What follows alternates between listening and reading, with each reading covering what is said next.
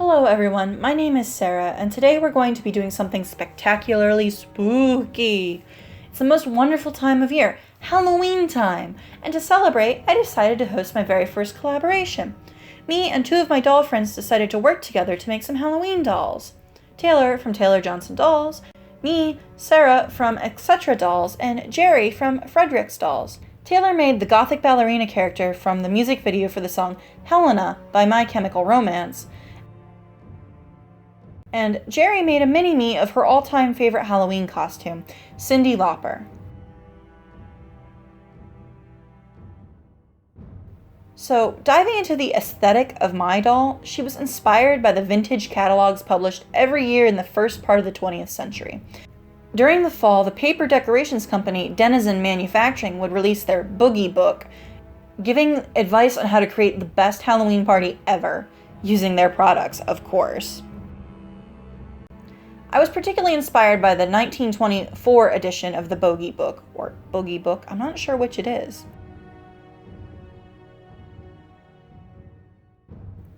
The cover alone is enough to get you in the Halloween spirit. I love the bright crepe paper decorations and the bold black and orange designs.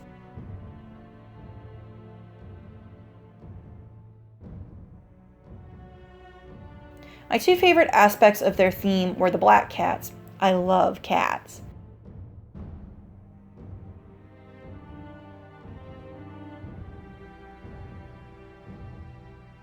And the delicate, dainty dresses the ladies wore.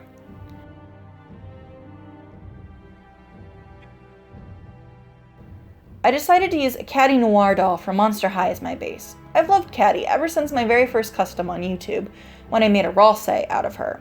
He's pretty great, but I wanted one that still looked like a cat for my collection.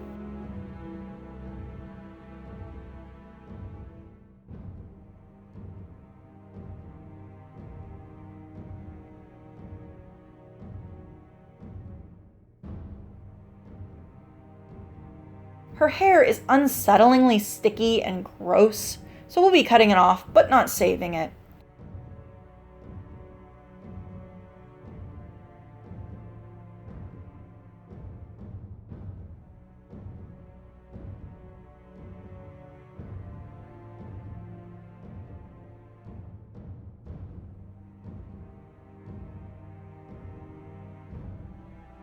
Speaking of reusing doll hair, I knew I wanted to reroot this doll, so I dug through my stock box to find some hair donors.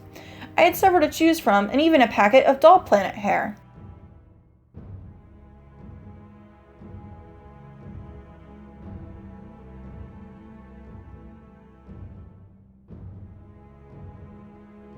I briefly considered doing a contrasting green color, but decided against it.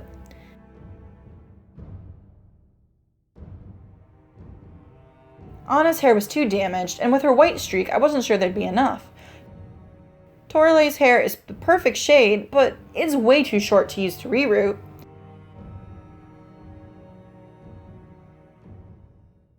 The Barbie's hair looked too natural. I wanted something orangier.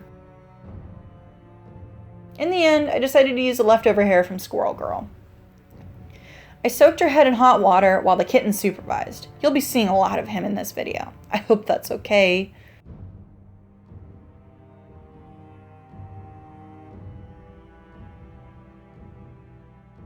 Once the vinyl was nice and soft, I yanked her head off and got down to business removing her hair with a pair of pliers.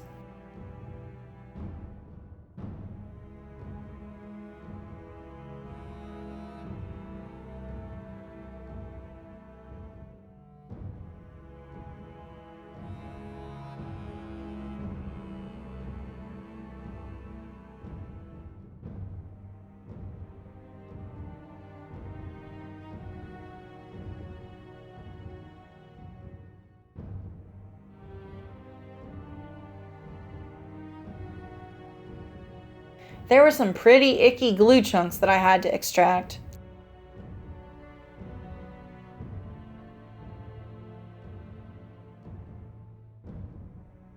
Now it's time to take off her face paint. The glitter eyeshadow is a bit more stubborn than the rest of the paint, but a few attempts with some 100% acetone and she's nice and clean.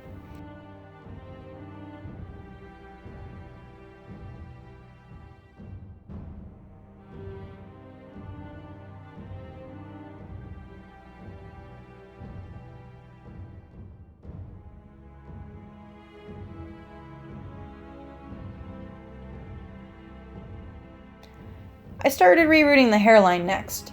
I sprayed down my hank of hair, making it more manageable, and split a bit of it up into teeny tiny sections that I could plug into the original holes.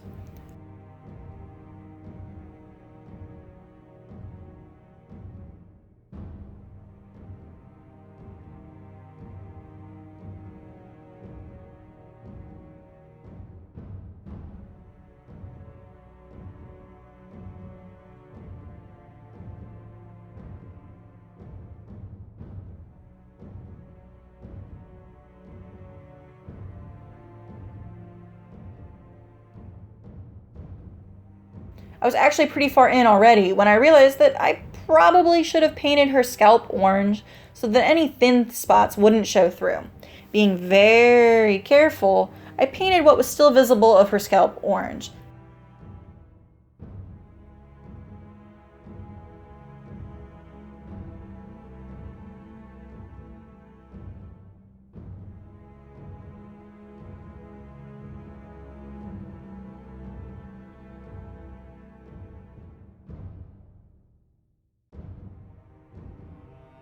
Then it was time to plan her new part.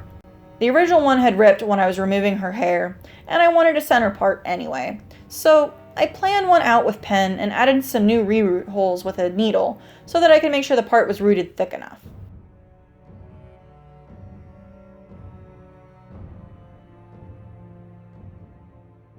At the end of the reroot, her hair looks a bit scraggly since the lengths of the pieces I used vary a bit, and there's still some residual curl in it.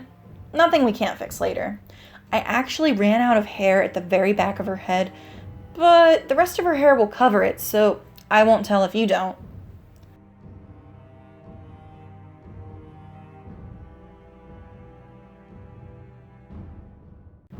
I sealed the hair in place with some Galaxy glue and used a chopstick to smush it around.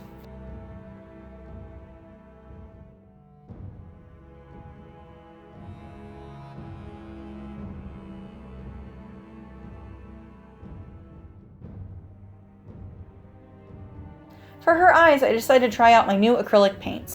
I bought this set brand new at Goodwill for $2.99.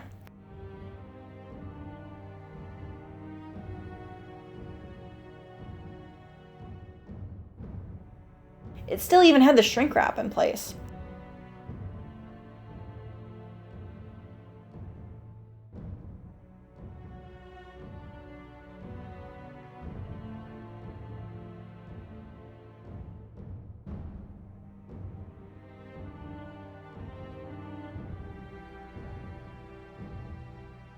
I chose light green, lemon yellow, and medium yellow. I first painted on the eye whites and added the water lines using a maroon watercolor pencil. I just really like that color for water lines for some reason.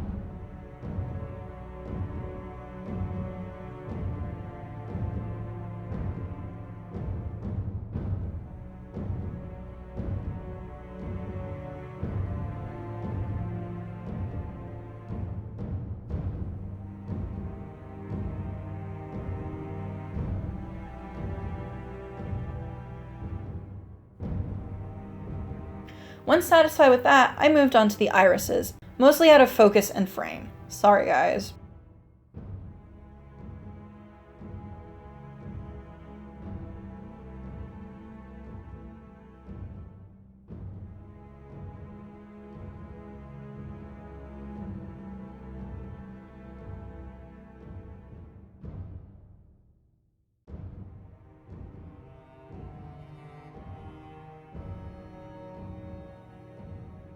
Her eyes were light green with a darker green ring on the outside, as well as yellow moon shapes for highlights and cat slit pupils.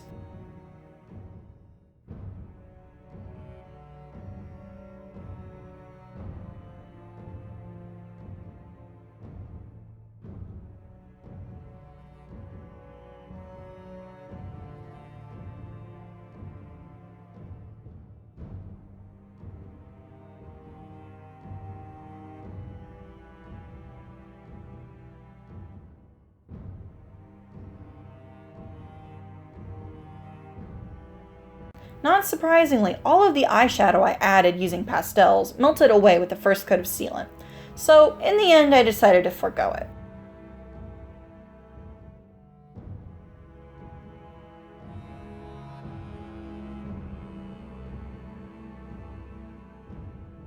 Her eyebrows began as basic shapes in orange paint. I wanted them to be arched, giving her that aloof look that some cats have. Not mine, though.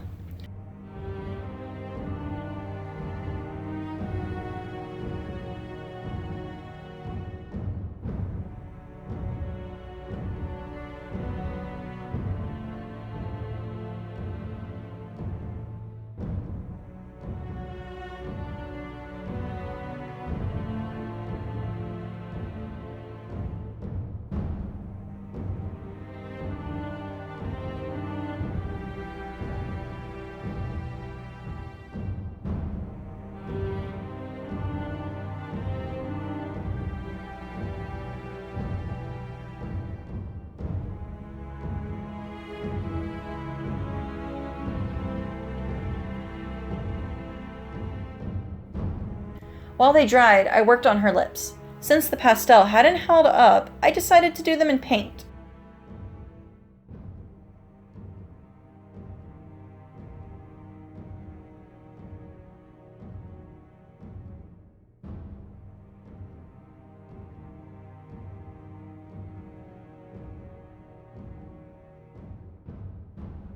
It took more than a few tries, but I finally got a pouty expression that didn't look like her lipstick had smeared all over her mouth area.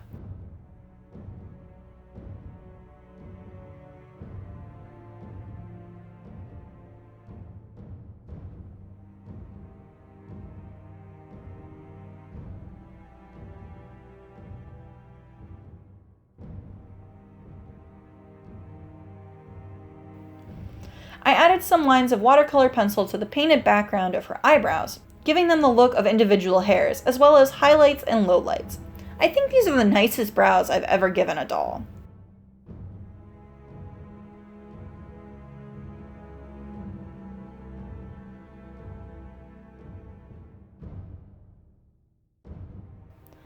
Last were the catch lights. I gave her quite a few in order to achieve a glittering effect. I'm not sure if I succeeded. What do y'all think?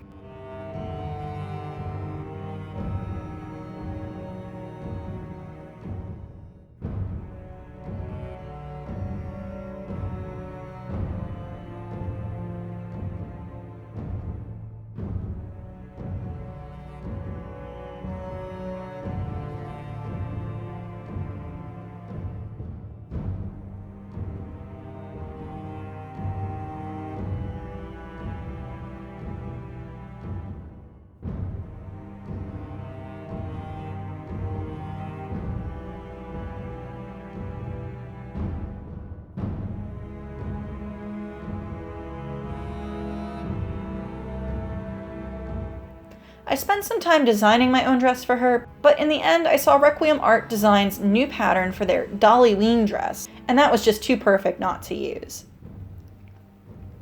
I cut out the skirt pieces, making sure each one had a whole cat face somewhere on it. I had to be mindful of where I was placing the pattern pieces, but it was well worth the extra attention.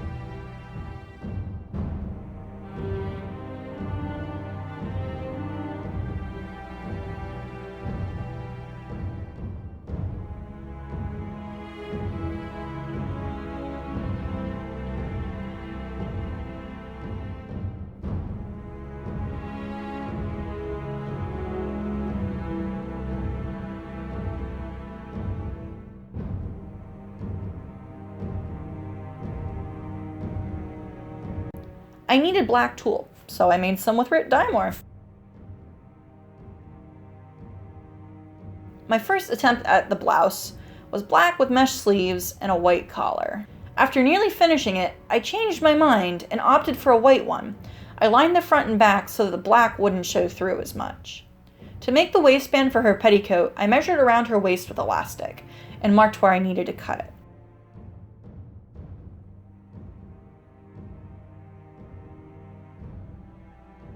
I bought some vintage lace trim, which I painstakingly sewed to the edge of my tool before gathering it.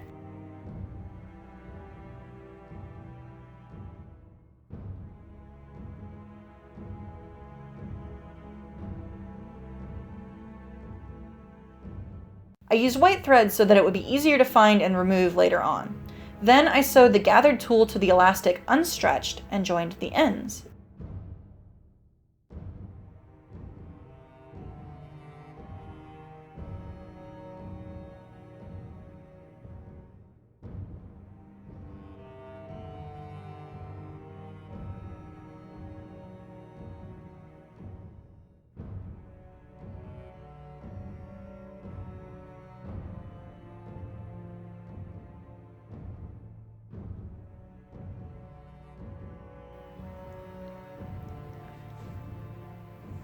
After a few boil washes, her hair was starting to look the way I wanted it to. A trim was definitely in order though to even out the ends and give her a flapper-inspired bob. It's not quite that short because I was worried her hair wouldn't lay down, but it works well enough.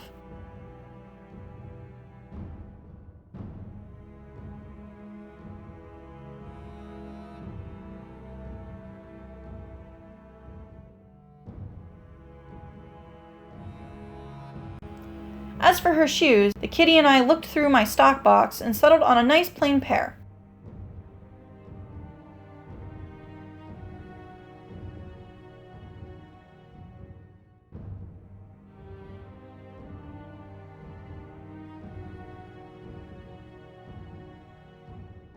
Then he helped me dress her.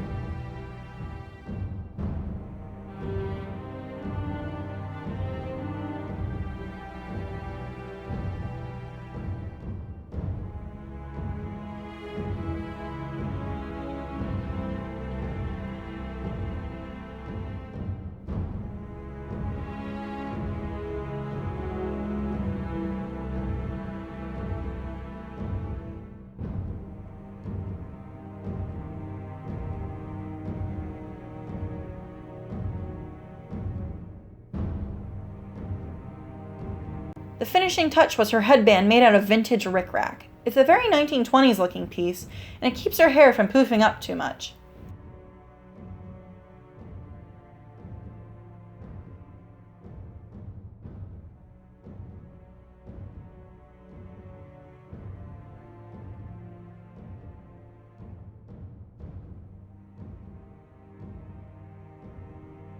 I really like how she turned out. I'm glad I opted for the white blouse because it has more contrast than the black one would have, though I do miss those mesh sleeves.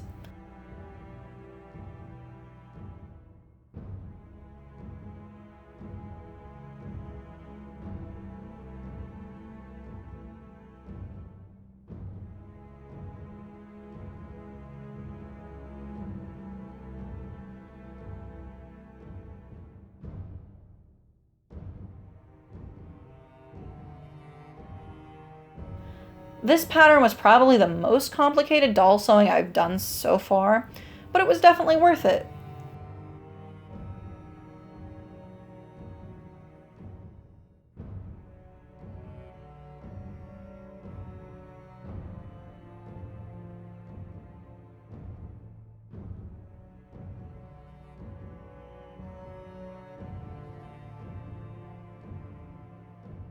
I think for her name, well, I really like Katrine, and I know that there is already a Monster High Katrine doll, but it has cat in it, and it just feels so elegant.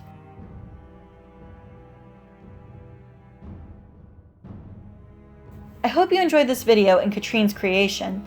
be sure to check out my friends' videos. The links are down in the description box, and I hope you have a great Halloween. Bye!